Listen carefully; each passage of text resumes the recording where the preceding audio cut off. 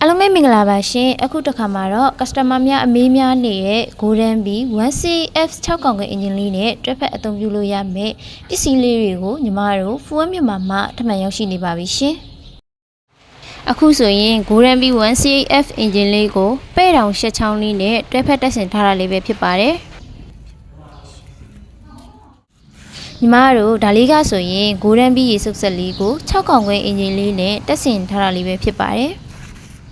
ညီမတို့က Golden Bee 1CF အင်ဂျင်လေးကိုနှစ်လက်မပူလီပန့်လေးနဲ့တွဲဖက်တက်ဆင်ပေးထားတာလေးပဲဖြစ်ပါတယ်ရှင်ဒီအတွေ့လေးကဆိုရင် Golden Bee 1CF အင်ဂျင်လေးကိုစီးဖြန်းဆက်လေးနဲ့တွဲဖက်တက်ဆင်ထားတာလေးပဲဖြစ်ပါတယ်ရှင်ညီမတို့ဒီစီးဖြန်းဆက်လေးက piston 3လုံးပါတဲ့တကောင်ခွဲ pressure ပန့်လေးပဲဖြစ်ပါတယ်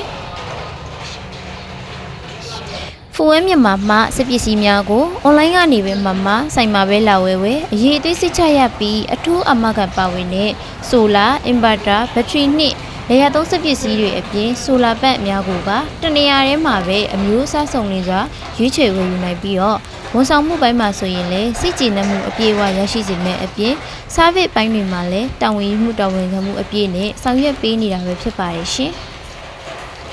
လေယာသုံးစပစ္စည်းများနဲ့solar pack အမျိုးမျိုးတို့ကိုဆက်သွယ်မှာယူခြင်းနဲ့ဆိုလို့ရှိရင်တော့ညီမတို့ရဲ့ဆိုင်လိပ်စာလေးဖြစ်တဲ့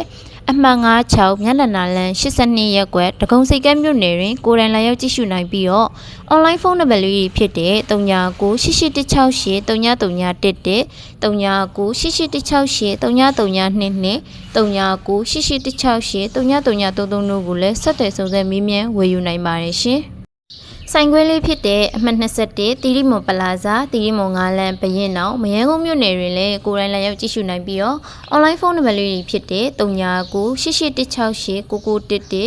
3998889922 3998889933တို့ကိုလည်းဆက်သွယ်စုံစမ်းမေးမြန်းဝယ်ယူနိုင်ပါတယ်ရှင်